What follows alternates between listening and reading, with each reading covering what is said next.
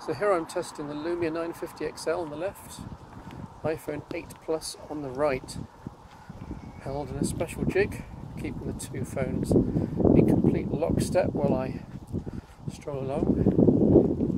Both phones have OIS, of course, and the Lumia adds a layer of digital stabilisation on top. I don't think the iPhone offers this. I couldn't see anything in settings that's comparable, but we're going to wander in here and test out zoom and stability. Here in overcast conditions, so not brilliant lighting, and that's good because it tests the phone cameras even more. Here looking at stability while I walk along. The Lumia's looks smoother on screen, as you probably expect with the extra digital stabilisation. The acid test will come when zooming, I suspect, with the iPhone 8 Plus's 2 times the zoom lens coming to the fore. So I'm moving around now, positioning for the clock. We're going to go to the 2 times zoom lens on the iPhone, and I'm going to zoom in approximately to the same level. It's tough really because there's no gradations on the UI on the Lumia. The Lumia does let you go right up to what I'm estimating is about 4 times.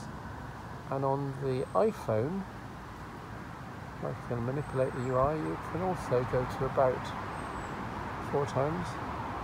It's hard to keep everything lined up, even with the jig. You get an idea of the relevant detail. So we're going to go back to 1:1, and we're going to head into the church where there's low light. And of course, low light means even more of a challenge for these phone cameras. Although they're mounted in the jig, there are very slight field of view and centre of view differences, especially when you're looking at zoom, when you're just looking at far detail.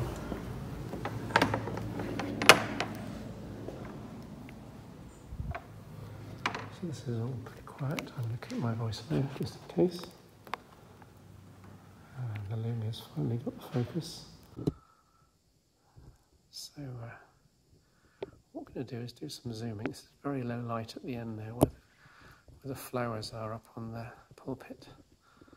So from about 20 metres away, I'm going to zoom in first of all on the iPhone to 2 times, and to approximately 2 times on the Lumia, and you judge which is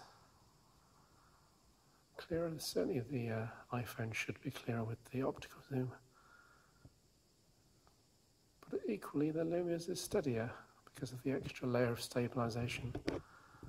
And again, if we take it right up to, now the iPhone reckons, well, that's 4 times zoom. Let's take the Lumia up to approximately 4 times as well.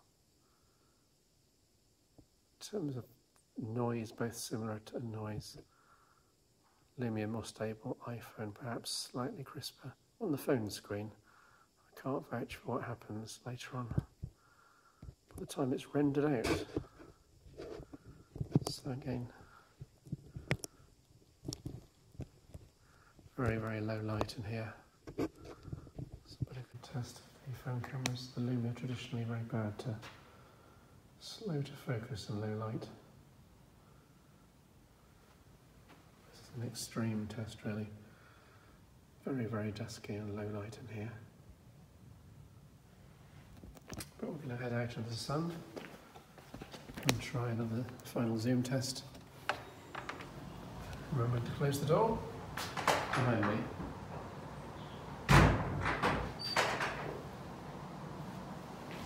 now back out into this. Well, the sun's trying to come out. The sun is trying to come out, so you can't really blame it, given that this is the end of September in the UK. So again, I'm going to go for the clock 2 times, and on the Lumia approximately 2 times. Optical versus purely digital zoom.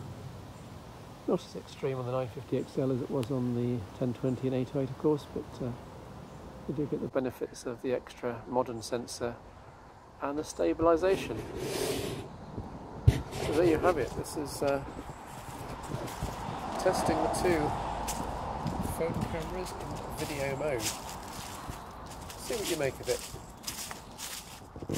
In terms of use, there's really not much in it. The audio is interesting, and that the jig here prevents me using the full microphones on both phones because the phones are gripped from all sides and microphone holes are obscured. So don't judge the audio too harshly. But what I wanted to focus on here, no pun intended, was the picture quality, the video quality. And both phones did splendidly. Lumia winning for smoothness on the viewfinder screen certainly, and the iPhone winning for detail when zoomed within reason.